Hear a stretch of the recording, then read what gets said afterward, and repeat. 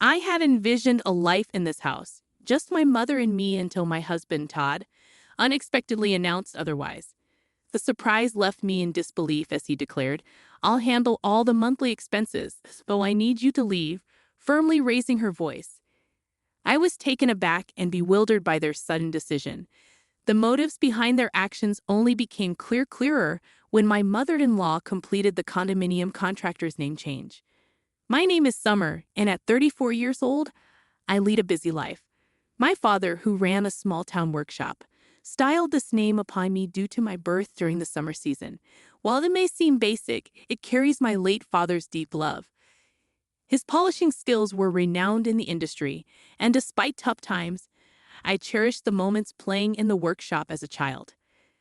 However, the workshop faced financial difficulties, leading to my father's tragic end in the back of the shop during my elementary school years. To shield me, my mother and I left town to start a discreet life elsewhere. Unfortunately, the years of hardship took a toll on my mother's health, and she passed away during my high school years. Despite the despair, I channeled the courage to face life head-on, driven by an inner passion to showcase my father's skills to future generations. Working tirelessly, I managed to graduate high school with scholarship support, juggling numerous part-time jobs to afford daily expenses while studying engineering at the local public university. During my university days, I encountered Todd, a friendly young man who recognized and admired my skills. Unlike many others, he never looked down on me for being a woman, fueling my determination. After graduating, we began living together, sharing our lives. Todd efficiently managed household chores, providing immense support, especially on busy work days. 6 years later, at 28, I contemplated reviving my father's small-town workshop, with Todd wholeheartedly supporting my dream.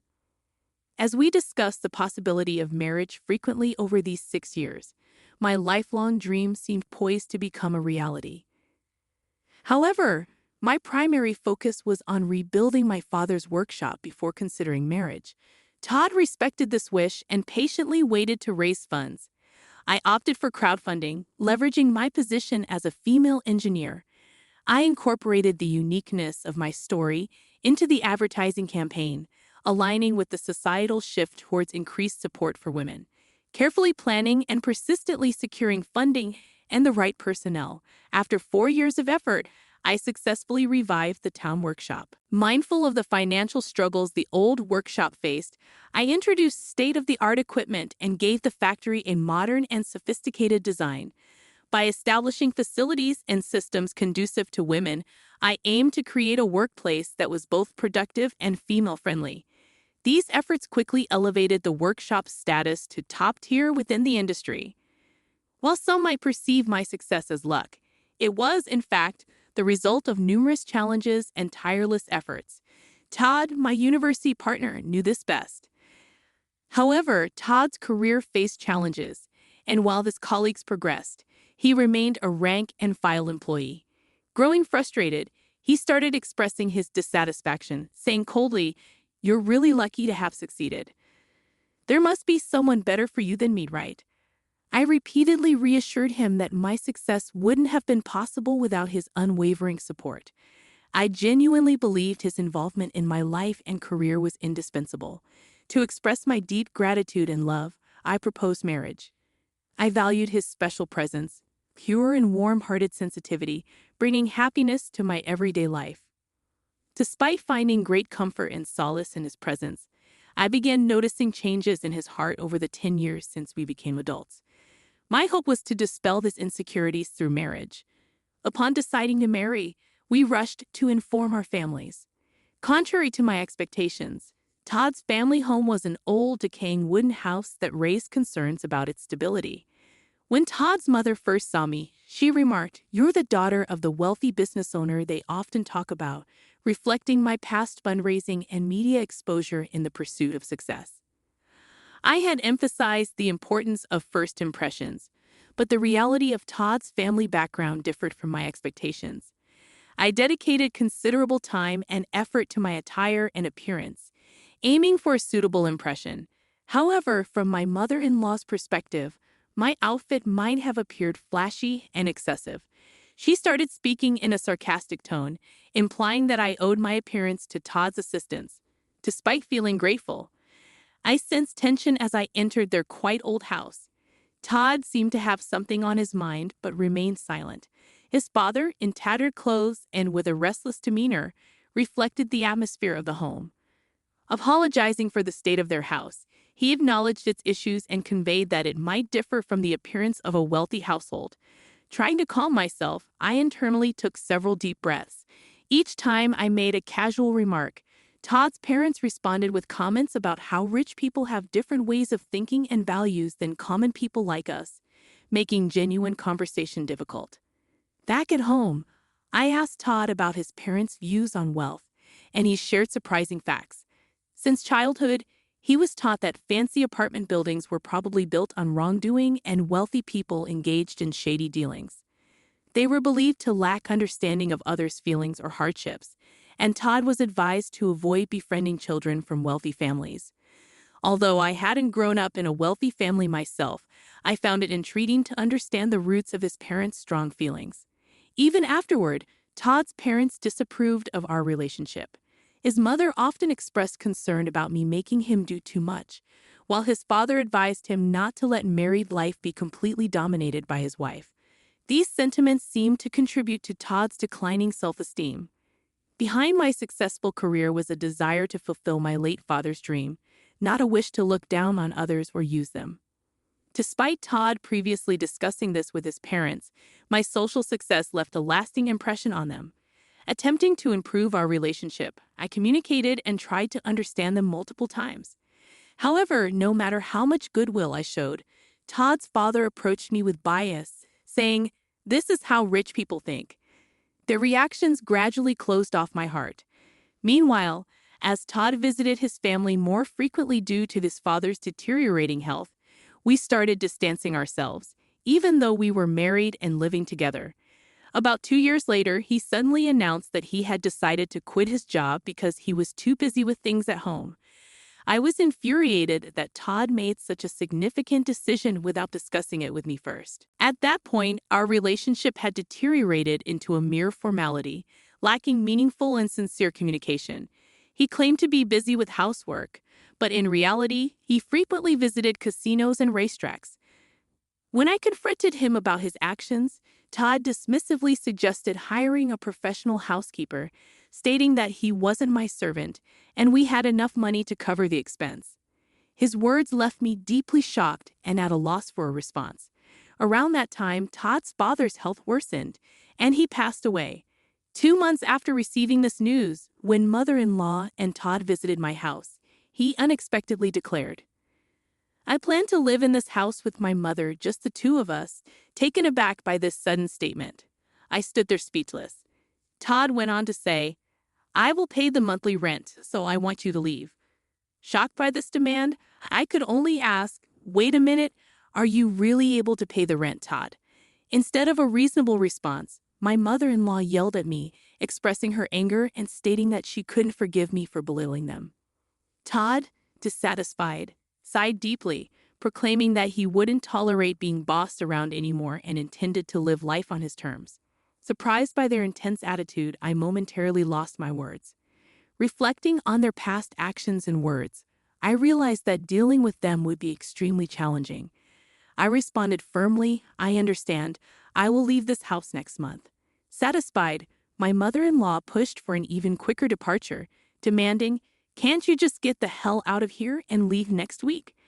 Being ready for my new life and having already arranged for my stuff to be delivered to my new house, her abrupt demands puzzled me, considering I had just decided to leave. Unable to comprehend her reasoning or course of action, I hesitated in response. My mother-in-law raised her voice even more, asserting, "Someone as wealthy as you should leave them, moving to professionals, right?" She repeated a sarcastic phrase implying that she viewed the wealthy as something special or different. Initially, I considered it proper for them to move to a new place, since I was the one who contracted for the house. However, my mother-in-law continued to assert strongly, "This house belongs to Todd, no matter how much you earn. I won't allow you to hide that fact." Behind her words, I sensed a message that my higher income shouldn't make me feel superior to Todd. Looking at Todd's changed and gloomy expression, I questioned why I had invested so much time in such a person. In this unbearable situation, where living with them seemed insufferable and I wanted to avoid sharing the same space, breathing the same air, I concluded that it was time to seriously consider divorce. Understood. This weekend, I'll proceed with the moving arrangements, handling all necessary document changes and procedures. When I responded in a soft tone, Todd and his mother exchanged glances, smirking triumphantly, as if a long battle had ended and they had finally won. Immediately, I began searching for vacancies in apartments and condos, also looking for a reliable moving company amidst my busy days, including work-related business trips. Returning home, I found Todd deep in sleep, seemingly ignoring my existence. On the weekend, he calmly signed the divorce papers without displaying any emotion. Meanwhile, his mother was receiving explanations from the real estate agent about the rental agreement and signing the contract. I was particularly concerned about whether she truly understood the high rent of $66,000 after completing all the procedures.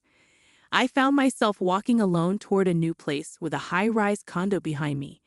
The new apartment, a one-bedroom with secure surroundings, was perfect for me living alone. During the move, I decided to discard many unnecessary things, clearing both my run and my mind for a fresh start. Decorating the space to my liking was an enjoyable time for me, gradually immersing myself in the new lifestyle. Thoughts of Todd and his family started to fade, although I couldn't completely erase them from my mind. Reflecting on the memories with Todd and the challenging times we had overcome together, I never imagined our relationship would end this way, especially during our university days when we struggled financially. We supported each other's livelihood. The strain that developed over time was deep and immeasurable. However, I later came across shocking information when I coincidentally reunited with a university friend. She told me rumors of Todd floating around in city clubs. Also, a former neighbor from where I used to live mentioned seeing my ex-mother-in-law frequently entering and exiting a luxury foreign car. They described them wearing unfamiliar luxurious fur clothes and speaking completely differently than before. Hearing about their lavish lifestyle, I couldn't believe they once looked down on the wealthy, particularly after I had distanced myself from that life. I saw how much they had transformed. Then, unexpectedly, 2 months later, I received a call from Todd. "I really need your help." His voice conveyed a level of desperation I had never heard before. I had not expected to hear from him in such a manner after our one-sided relationship ended. "Actually, we've gotten ourselves into some unexpected trouble." What exactly happened? Todd's response indicated that the events had begun 3 months prior. He was shocked to learn the astonishing truth through a call from his mother. "I hit the jackpot in the lottery. Can you believe $30 million? She had apparently been buying lottery tickets in the past, and this time she had won an amount beyond her wildest dreams. "Is that really true, or is it a joke?" Todd asked her to confirm after checking the lottery numbers multiple times herself. The ex-mother-in-law assured, "There's no mistake. I checked it over and over. We are so unbelievably rich now. Now we can face those upper-class people with no problem. Truly, God has blessed us," she spoke with elation, lifting her spirits. Moved by these words, Todd was in tears, and his mother added, "With this amazing stroke of luck, you can escape from that woman's clutches. Have you heard? She seems to be frolicking around with some young guy now. Such a woman should be kept at a distance." These words pushed Todd further, and his pent-up anger and frustration boiled over. "Now that we've acquired wealth, I won't be controlled by her. We won't have anything to do with her anymore," he declared with a trembling voice, informing me of our disconnection. It became evident that during these events, a common goal had emerged between them: to completely exclude me. Subsequently, they began a lavish lifestyle in a downtown luxury condo, seemingly spending extravagantly every day. Todd used his savings liberally, and the ex-mother-in-law spent her late husband's inheritance without any reservations. Excited, they decided to go to the nearest bank to cash in the lottery ticket. However, at the bank, they faced a shocking truth. The lottery ticket they brought was from the previous year. Disbelief and dismay spread across their faces. It turned out the ex-mother-in-law had been comparing last year's lottery ticket with this year's winning numbers. Amidst this commotion, there was a deep-seated fear that somehow I would take their wealth from them. Surprised upon hearing their story, I was at a loss for words. That's truly unfortunate and sad. I conveyed my sympathy. Just as I was about to end the call, Todd spoke up again, asking, "But we should have a right to alimony, right?" Continuing to claim without any basis, he added, "You were cheating, right? On that fact alone, we should be able to claim alimony." Explaining his situation, Todd felt stressed about the house and believed he had the right to demand alimony. However, it was clear in my memory that Todd had quit his job on his own accord. My emotions surged, and I couldn't tolerate such baseless claims. "I can't believe you would say such a thing, you sleazy man. Are you for real?" I raised my voice involuntarily. In this moment, my usual calm judgment and strong resilience frayed. Perhaps sensing my anger, I could feel Todd's surprise and confusion over the phone. "Truly, it's me who should be seeking alimony. You only think about yourself, heartlessly kicking me out. Always that want-to-be-rich spiel. I heard it so many times. Why do you make your mother complain so much?" I can't tolerate this attitude of just being jealous without making any effort, I continued with an emotional outburst. After my emotional outburst, there was a moment of silence. Then I felt a sense of clarity and hung up the phone. Their mistake with the lottery ticket astounded me, but now it was none of my business. Whatever fate they met was irrelevant to me. Days later, as I walked in front of my factory, I saw my ex-mother-in-law in a visibly deplorable state. She appeared before me and began to prostrate. "Please help me. We can't afford to return the $66,000. Please come back and be a part of our family again." That should have been clearly written in the documents. Why didn't he check them thoroughly? Didn't you understand how serious it all was? "And about that lottery ticket," I murmured slowly, choosing my words carefully. "Will you truly abandon a mother and child struck by such misfortune?" After a pause, I shook my head calmly and said, "I believe that luck, in many cases, is something you forge for yourself despite hardships. I have strived to carve out my own destiny. How much of that mindset did you have?" My words left her with a surprised and somewhat regretful expression. Struggling to find a response, I walked past her and started walking in the direction of the building. After a short walk, I turned around to find my former mother-in-law still standing there. But I never looked back again and kept walking, focused on the path ahead. As expected, Todd and his mother were eventually evicted from the luxury condo. They chose an old wooden shack as their new dwelling, having spent all their savings. Now they spend their days working various part-time jobs to support themselves and save for the future. Over the following years, I dedicated myself to my work, and my factory grew far beyond its original small-town scale. I secured funds to purchase a larger plot of land nearby and established a new state-of-the-art factory there. This newly built facility was designed with the comfort of the entire family in mind, complete with maternity leave and childcare facilities for employees. Although my parents were not able to witness this success in person, every time I see a smiling couple with their children visiting the factory, I remember myself as a child and feel a deep sense of relief and happiness at the sight of them.